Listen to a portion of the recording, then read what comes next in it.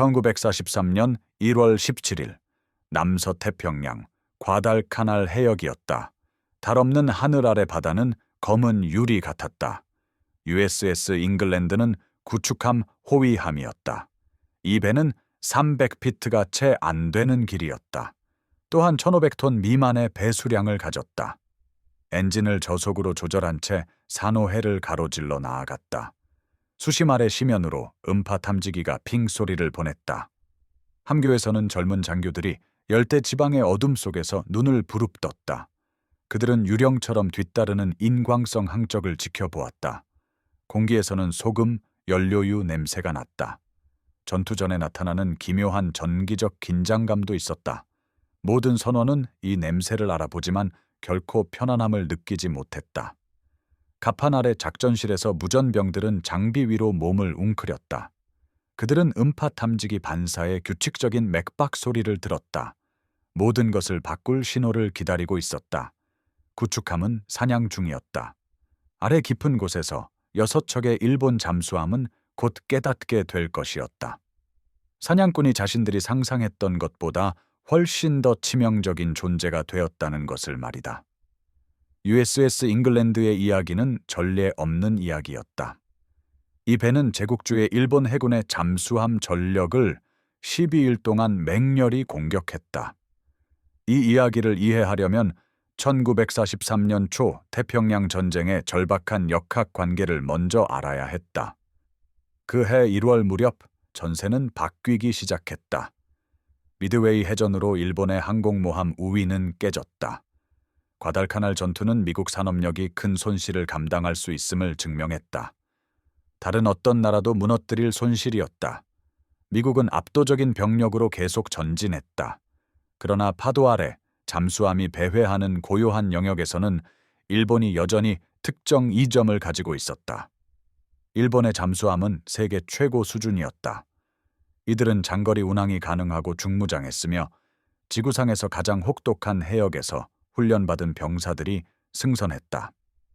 일본 해저 함대의 주축을 이룬 I급 잠수함들은 기술적인 경이로움 그 자체였다. 이들은 수상기를 탑재할 수 있었다. 제급유 없이 16,000마일을 항해할 수도 있었다. 연합군 정보부가 예측할 수 없는 위치에서 기습 공격을 개시하기도 했다. 이들은 붕괴하는 제국의 절박하고 낡은 함선이 아니었다. 이들은 포식자였으며 1942년 내내 피를 흘리게 했다. 그러나 제국주의 일본 해군은 완전히 이해하지 못했다. 미국이 잠수함 사냥을 산업과학으로 탈바꿈시켰다는 사실을 말이다. 일본 잠수함 승조원들은 개인의 탁월함이라는 전사의 윤리로 작전했다. 각 함장은 심해의 사무라이였다. 각 함선은 명예롭게 휘둘러야 할 검이었다. 그러나 미국은 대잠수함전을 완전히 다른 것으로 변화시켰다. 그들은 이를 시스템으로 만들었다. 하나의 공장으로 만들었다. 이 시스템은 적 잠수함을 집어삼키는 기계였다. 마치 미국 조립 라인이 원자재를 소비하고 전차, 항공기, 함선을 뱉어내는 것과 같은 무자비한 효율성이었다. USS 잉글랜드와 수백 척의 자매함을 생산한 구축함 호위함 프로그램은 이 철학의 정점이었다. 이 함선들은 화려하지 않았다. 구축함 기준으로는 빠르지 않았다. 이 함선들은 순양함과 수상 함포전에 참여하거나 적 항공모함을 사냥하기 위한 것이 아니었다. 이들에게는 하나의 목적이 있었다. 잠수함을 찾아 파괴하는 것이었다. 이는 정교하게 완성된 목적이었다. USS 잉글랜드는 전함 오클라호마 함상에서 전사한 존 C. 잉글랜드, 소위의 이름을 따서 명명되었다. 이 배는 1943년 12월에 취역했다. 첫 격침 전 불과 한 달 전이었다. 이 배에는 213명의 승조원이 탑승했다. 대부분은 25살보다 어렸다. 많은 이들이 처음으로 전투를 경험했다. 함장 월턴 펜들턴 소령은 원칙을 중시하는 장교였다. 그는 대잠수함전에서 인내심과 시스템이 더 중요하다는 것을 이해했다. 돌진이나 공격성보다 중요했다. 이 배의 주 무기는 24발의 폭로해였다. 또한 해지호그 대잠수함 박격포 시스템도 있었다. 이는 함선 전방에 24발의 접촉 신관 발사체를 원형으로 발사할 수 있었다. 미국 해군이 제공할 수 있는 가장 정교한 음파 탐지 장비도 갖추고 있었다. 일본 잠수함 사령관들이 경멸적으로 사용했을 법한 용어로는 작은 함선이었다. 이 배는 단순한 호위함에 불과했다. 어뢰 한 발을 날릴 가치도 거의 없었다. 이 배는 또한 해군 역사상 가장 치명적인 잠수함 킬러가 될 참이었다. 사냥은 1944년 5월 19일에 시작되었다. 1943년이 아니었다.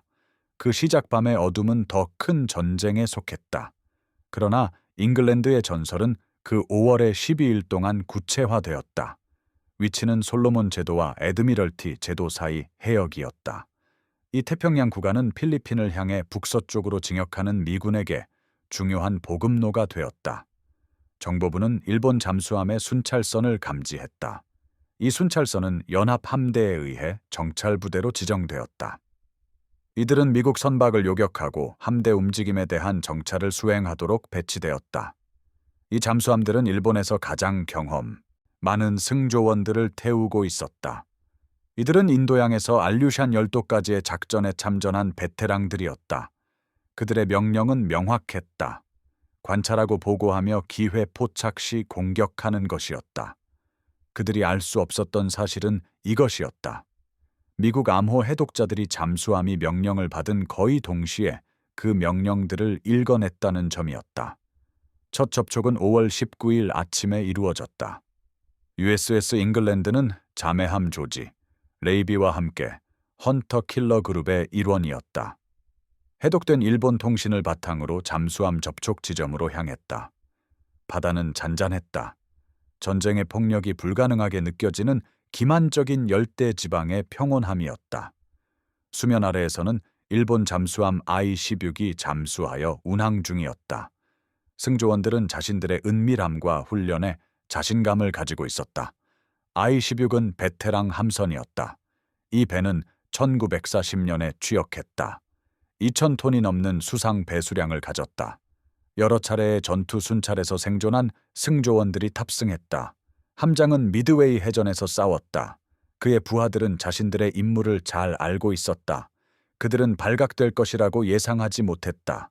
그러나 USS 잉글랜드의 음파 탐지기 운용병들이 그들을 찾아냈다. 독특한 음파 탐지 반사음이 들렸다. 뚜렷하고 날카로우며 명확한 소리였다. 이 소리는 승조원들을 전투 배치로 보냈다. 함교에서는 펜들턴 소령이 차분하고 정확하게 계산을 했다. 마치 회계사가 숫자를 집계하는 것 같았다. 사거리, 방위, 수심, 속도였다. 잠수함은 회피하려 했다. 더 깊이 잠수하고 항로를 바꾸었다. 훈련과 경험이 지시하는 모든 것을 하고 있었다. 그것은 중요하지 않았다. 잉글랜드는 위치를 잡았다. 해지호그 박격포 시스템은 잠수함의 미래 예상 위치에 조준되었다. 수학과 경험이 일치하는 정확한 순간에 발사했다. 24발의 발사체가 공중을 가로질렀다. 원형 패턴으로 바다에 돌진했다. 각 발사체는 강철 선체를 만나기를 기다리는 접촉 신관 폭발물이었다. 3초 후 바다가 폭발했다. 그 소리는 끔찍하고 마지막 소리였다. 모든 잠수함 승조원이 세상의 어떤 것보다도 더 두려워하는 소리였다. 이 소리는 수면을 가로질러 울려 퍼졌다. 아래에서 들려오는 깊고 울림 있는 폭음이 있었다. 이어서 공기 탱크 파열과 연료 점화로 인한 2차 폭발이 일어났다. I-16은 산산조각 났다.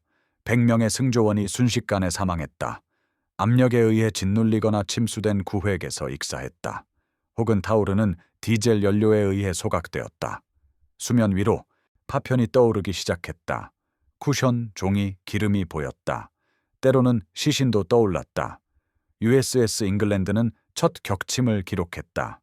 일본 잠수함 사령부가 예상한 것은 이것이 이례적인 사건이라는 점이었다. 불운의 한 조각이었다. 의도적인 공격보다는 기로의 충돌일 수도 있었다. 전쟁 중에 잠수함이 손실되는 것은 당연했다. 이는 이해되는 일이었다. 그러나 그들이 파악할 수 없었던 사실이 있었다. 그들의 교리나 경험이 대비하지 못한 사실이었다. 잉글랜드가 무작위로 사냥하는 것이 아니라는 점이었다. 이 배는 시스템의 일부였다. 예언에 가까울 정도로 정밀한 정보에 의해 유도되었다. 미국인들은 순찰선이 어디에 있는지 알았다. 잠수함 사이의 간격도 알고 있었다. 각 함선에 할당된 순찰 구역도 알고 있었다. 그리고 그들은 체계적으로 순찰선을 따라 움직였다. 한 번에 한 척의 잠수함을 처리했다. 마치 도축업자가 가축을 처리하는 것과 같은 기계적인 효율성이었다. 다음 날 5월 20일 USS 잉글랜드는 다시 접촉했다. 이번에는 RO 106이었다. 이 배는 정찰함으로 사용되는 소형 RO급 잠수함이었다. 이 배의 승조원들은 더 어렸고 경험도 적었다. 그러나 그들은 제국주의 일본 해군 전체를 특징 짓는 동일한 헌신으로 명령을 따랐다. 그들은 다가오는 구축함을 감지하자 잠수했다. 그들은 깊이 잠수했다. 조용히 운항했다. 폭로의 공격을 회피하기 위한 매뉴얼의 모든 절차를 따랐다. 이는 교과서적인 잠수함 방어였다. 대서양에서 수많은 유보트와 태평양 전역에서 일본 잠수함을 구했던 기동이었다. USS 잉글랜드에 맞서는 것은 자살 행위였다. 구축함의 음파 탐지기는 결코 접촉을 잃지 않았다. 이 배의 승조원들은 이 공격들을 너무나 많이 연습했다. 전체 시퀀스가 근육 기억이 된 상태였다. 접근하고 계산하고 해지호그를 발사하고 폭발을 기다렸다. 아로106은 I-16이 죽었던 방식과 똑같이 죽었다. 갑작스럽고 맹렬하게 죽었다. 승조원 전원이 강철 속에 갇혔다. 강철은 여러 폭발의 압력 아래 종이 가방처럼 무너졌다. 이틀 만에 두 척의 잠수함이었다. 헌터킬러 그룹은 계속 나아갔다. 5월 22일 하루 동안 수색하고 정보 보고에 따라 재배치된 후 잉글랜드는 RO 104를 찾아냈다. 이 잠수함 또한 정찰선에 속해 있었다.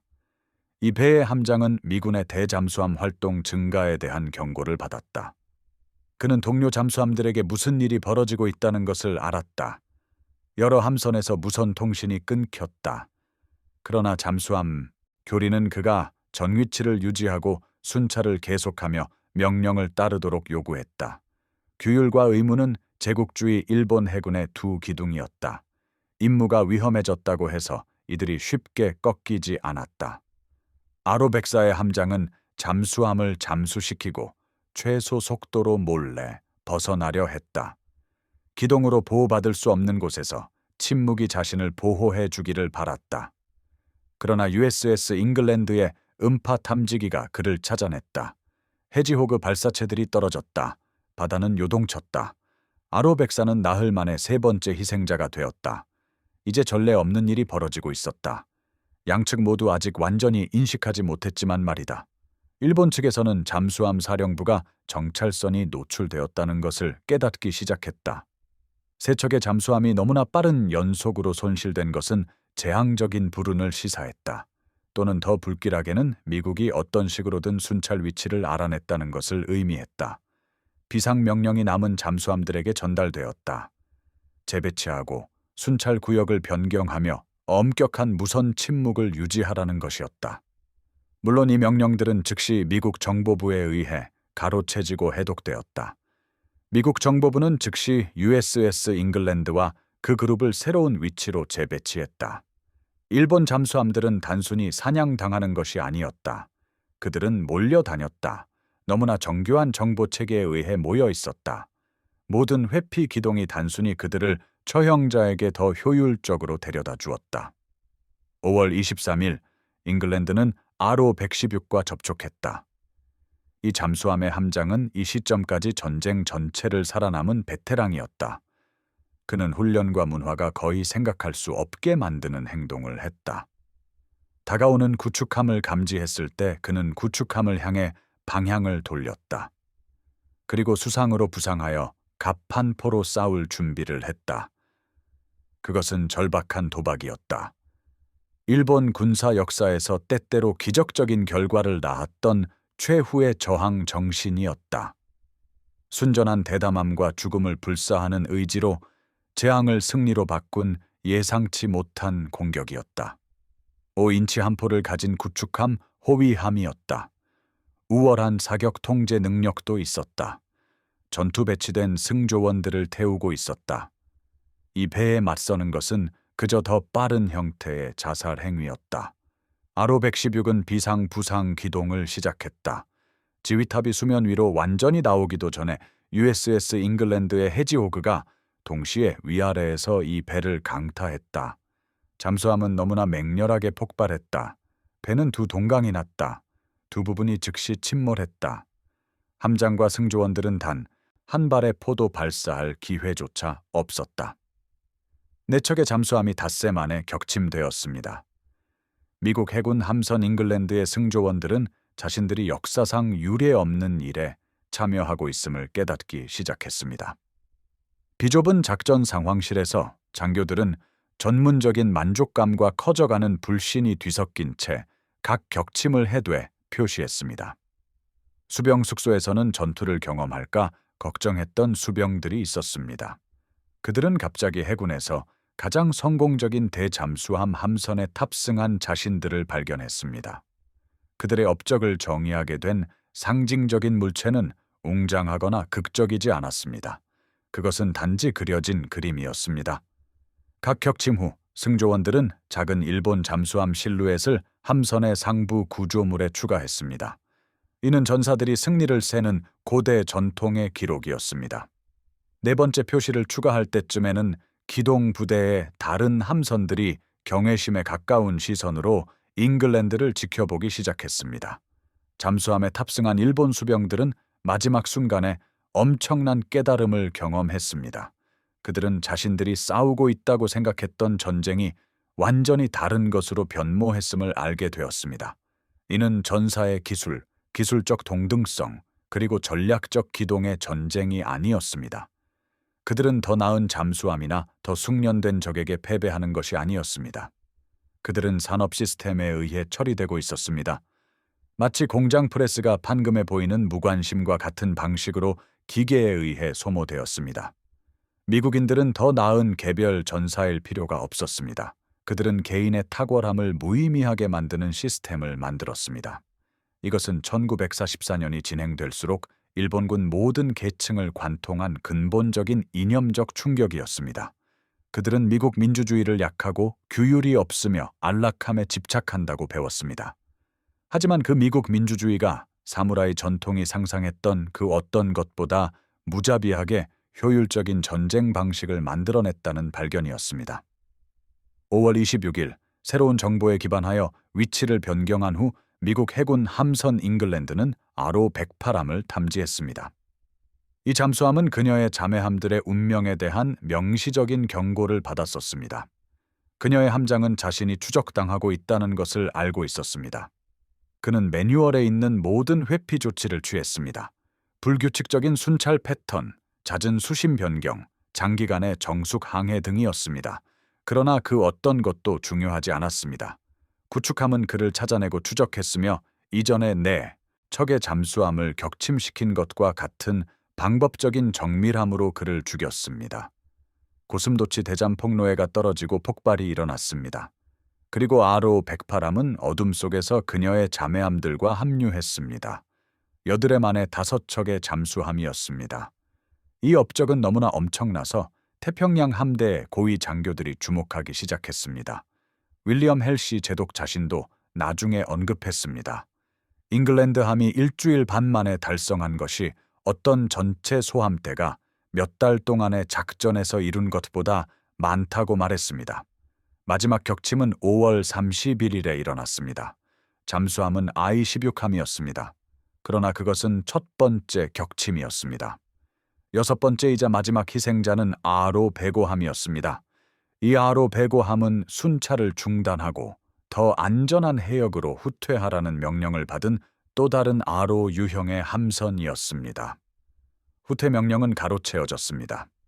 미국 해군 함선 잉글랜드는 잠수함이 함장보다 먼저 어디에 있을지 알고 있었습니다. 아로 105함이 승조원들이 안전한 통과 통로라고 생각했던 곳에 도착했을 때 구축함은 기다리고 있었습니다. 음파 탐지 접촉은 즉각적이었고 공격은 교과서적이었으며 결과는 피할 수 없었습니다. 아로 베고함은 자신이 죽은 이유를 결코 알지 못했습니다. 그녀는 용기나 기술 부족으로 배신당한 것이 아니었습니다. 단지 적들이 그녀의 통신을 읽을 수 있다는 단순한 사실 때문이었습니다. 12일 만에 6척의 잠수함이 격침되었습니다. 이는 결코 깨지지 않을 기록이었습니다. 너무나 극단적인 살상력의 흔적이어서 신뢰성을 의심하게 할 정도였습니다. 공식 보고서가 워싱턴에 도착했을 때 일부 장교들은 처음에 격침 주장이 과장되거나 잘못된 것이라고 의심했습니다. 그러나 그들은 틀렸습니다. 모든 잠수함은 여러 출처를 통해 파괴된 것으로 확인되었습니다. 여기에는 음파 탐지 기록, 잔해 회수, 손실을 인정한 해독된 일본 통신이 포함되었습니다. 또한 각 함선의 마지막 순찰을 기록한 전후 일본 기록도 있었습니다. 미국 해군 함선 잉글랜드의 승조원들은 영웅으로 기념되기를 기대했을지도 모릅니다. 그들은 훈장과 표창을 받고 싶어 했습니다. 전투기 에이스나 전함 함장에게 주어지는 종류의 대중적 인정을 받았습니다. 그러나 그들이 받은 것은 더 복잡한 것이었습니다.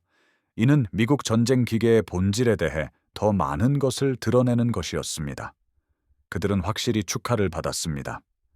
펜들턴 소령은 해군 십자 훈장을 받았습니다. 함선은 대통령 부대 표창을 받았습니다. 그러나 홍보 캠페인은 없었습니다. 진주만으로의 개선 행진이나 기자회견을 위한 승리의 귀환도 없었습니다. 그들의 성공을 가능하게 했던 정보 수집 방법은 노출하기에는 너무 귀중했습니다. 그들의 격침이 체계적이라는 사실도 마찬가지였습니다. 그들이 그렇게 정밀하게 목표로 유도된 방식은 설명할 수 없었습니다. 이는 미국 암호 해독자들이 일본 통신을 실시간으로 읽고 있었음을 드러낼 수 있기 때문이었습니다. 그리하여 미국 해군 함선 잉글랜드의 업적은 기밀로 분류되었습니다. 그것은 전쟁이 끝난 한참 뒤까지 비밀로 보관되었습니다. 승조원들은 같은 기계적인 효율성으로 잠수함을 사냥하며 순찰 임무로 돌아갔습니다. 그리고 전쟁은 계속되었습니다. 그 12일의 여파로 변한 것은 즉시 눈에 보이지 않았지만 심오한 변화였습니다. 일본 잠수함 전력은 1944년에 약 50척의 운용 가능한 함선으로 시작했습니다. 그러나 정찰선의 체계적인 파괴로부터 결코 회복되지 못했습니다. 6척의 잠수함이 그렇게 빠르게 연속적으로 손실되었습니다. 태평양 전역에서 증가하는 손실과 함께 일본 제국 해군은 잠수함 교리를 완전히 재편하도록 강요받았습니다. 공격적인 순찰선은 포기되었습니다. 잠수함들은 본토 섬들에 더 가까운 방어 위치로 철수했습니다. 잠수함을 정찰 및 상선 공격에 사용하는 교리는 사실상 포기되었습니다. 이것은 전쟁 시작부터 일본 잠수함 작전을 지배했던 전략이었습니다. 대신 잠수함은 희귀한 보석처럼 아껴졌습니다. 오직 절대적으로 필요한 경우에만 배치되었습니다. 주로 고립된 수비대를 대피시키고 포위된 진지에 필수 보급품을 수송하는 데 사용되었습니다. 일본 잠수함 전력을 특징지었던 공격 정신은 무너졌습니다. 이것은 우월한 일본 잠수함이 패배해서가 아니었습니다. 미국인들이 살상을 산업화하여 일본 전사들이 도저히 경쟁할 수 없다는 깨달음 때문이었습니다. 미국 해군 함선 잉글랜드의 업적의 상징적 중요성은 훨씬 더 컸습니다. 이는 일본의 전투 서열에서 6척의 잠수함을 제거한 전술적 영향력을 훨씬 넘어섰습니다. 함선의 상부 구조물에 그려진 그 6개의 잠수함 실루엣은 더 큰 의미를 나타냈습니다. 그것은 미국이라는 풍요의 최종 증거였습니다. 즉 공장, 자원, 생산 능력이 전쟁 형태로 무기화된 것을 의미했습니다. 일본은 빠르고 결정적인 전쟁을 통해 이를 피하고자 했습니다. 그러나 전통적인 전사 문화는 이 새로운 전쟁 방식에 대응할 수 없었습니다. 미국 조선소에서 진수된 모든 구축함 호위함이 있었습니다. 조립 라인에서 나온 모든 고슴도치, 대잠 폭로에도 마찬가지였습니다. 태평양을 건너 설치되고 보정되어 운송된 모든 음파 탐지기도 있었습니다. 이 모든 것은 전쟁을 공학 및 대량 생산을 통해 해결해야 할 문제로 취급하는 시스템의 일부였습니다. 이는 무훈을 통해서가 아니었습니다. 이것은 1944년과 1945년 내내 일본군 병사, 수병, 그리고 비행사들이 마주친 것이었습니다. 그들은 개별적으로 우월한 적수를 만난 것이 아니었습니다. 오히려 개인의 우월함을 무의미하게 만드는 시스템을 만난 것이었습니다. 전쟁 후 일본 해군 장교들을 괴롭혔던 아이러니는 이것이 올 것을 그들이 알고 있었다는 점입니다. 진주만 공격의 설계자들, 즉 야마모토 제독 자신을 포함한 이들은 경고했습니다. 일본이 미국과의 장기적인 분쟁에서 승리할 수 없다고 경고했습니다. 그들은 산업 역량의 수학을 이해했습니다. 이는 간단하고 냉혹한 산수였습니다. 미국 철강 생산량이 일본보다 10배 이상 많다는 것을 보여주었습니다. 미국 석유 생산량은 수백 배 더 많았습니다. 그러나 그들이 완전히 파악하지 못했던 것은 그 풍요로움이 어떻게 더 많은 함선과 비행기뿐 아니라 전쟁에 대한 근본적으로 다른 접근 방식으로 이어질지였습니다. 미국인들은 일본보다 더 많은 구축함을 가지고 있는 것만이 아니었습니다. 그들은 단일 임무를 위해 특별히 제작된 구축함을 만들었습니다. 그 임무에 최적화되었고 한 척을 잃는 것이 거의 주목할 만한 일이 아닐 정도로 대량 생산되었습니다. 미국 해군 함선 잉글랜드는 그녀의 성능 면에서는 예외적이었습니다. 그러나 그녀는 그녀의 능력 면에서는 예외적이지 않았습니다.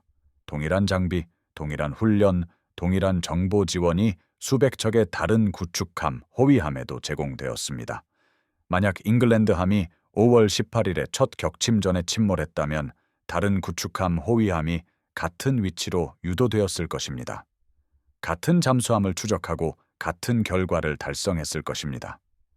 개별 함선은 중요하지 않았습니다. 시스템이 전부였습니다. 이것이 미국 민주주의와 미국 자본주의가 이룬 변혁이었습니다. 즉 전쟁의 산업 공정으로의 전환이었습니다.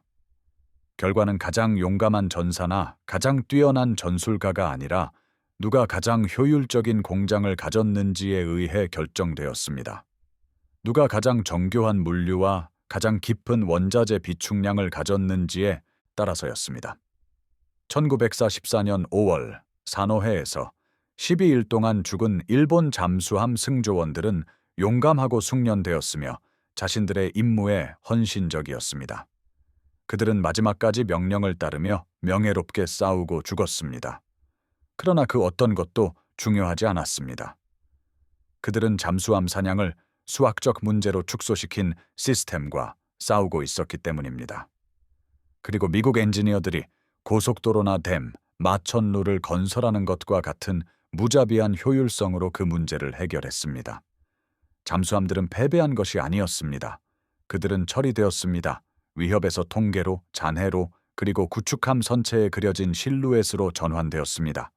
전쟁 직후 1946년에 미국 해군 함선 잉글랜드는 마침내 퇴역하여 고철로 팔렸습니다. 거창한 기념식도 박물관 보존도 없었습니다. 역사상 가장 성공적인 대잠수함 함선을 구하려는 노력도 없었습니다. 그녀는 용접기로 해체되고 녹아내렸습니다. 그리고 전후 미국 경제를 건설하는 데 사용되는 원자재 강철로 전환되었습니다. 어떤 면에서는 전쟁의 산업화를 대표하는 함선에게 완벽한 결말이었습니다. 그녀는 자신의 목적을 달성했고 임무를 완수했습니다. 이제 그녀의 재료들은 다음 단계의 미국 풍요로움으로 재활용될 것이었습니다. 상징적인 물체, 즉 6개의 잠수함 실루엣은 고철과 기억 속으로 사라졌습니다. 승조원들은 흩어져 민간인 생활로 돌아갔습니다. 그들 대부분은 자신들의 12일간의 사냥에 대해 공개적으로 말하지 않았습니다. 공식 기록은 수십 년에 걸쳐 조금씩 기밀 해제되었습니다. 격침을 가능하게 했던 정보 수집 방법이 쓸모없게 되고 보호했던 전략적 비밀이 더 이상 중요하지 않게 되었기 때문이었습니다. 그러나 일본 잠수함 전력과 일본 제국 해군 전체에게 그 12일은 인식의 전환점이었습니다. 이는 전사 정신의 신화가 무너진 순간이었습니다. 즉 물질적 불리함을 극복하는 투혼의 신화가 관찰 가능한 현실의 무게 아래 마침내 붕괴한 때였습니다. 명예롭게 죽을 수도 있었습니다. 명령을 완벽하게 따를 수도 있었습니다. 흠잡을 데 없는 정확성으로 훈련을 수행할 수도 있었습니다. 그러나 잠수함 비용의 일부에 불과한 미국 구축함 호위함이 당신을 죽일 수 있었습니다. 마치 공장 프레스가 판금을 자동차 부품으로 만들 때 보여주는 것과 같은 무심한 효율성으로 말입니다. 이것은 사무라이 전통이 이해했던 전쟁이 아니었습니다. 이것은 새로운 것이었습니다. 산업적인 것이었습니다. 인간의 용기와 기술을 방정식의 변수로 축소시키는 것이었습니다. 이는 최적화되고 해결되며 대규모로 구현될 수 있는 방정식이었습니다. USS 잉글랜드 함 이야기의 에필로그는 전쟁이 끝난 지 수십 년 후에 나왔습니다. 역사가들은 그 12일 동안 무슨 일이 있었는지 비로소 완전히 파악하기 시작했습니다.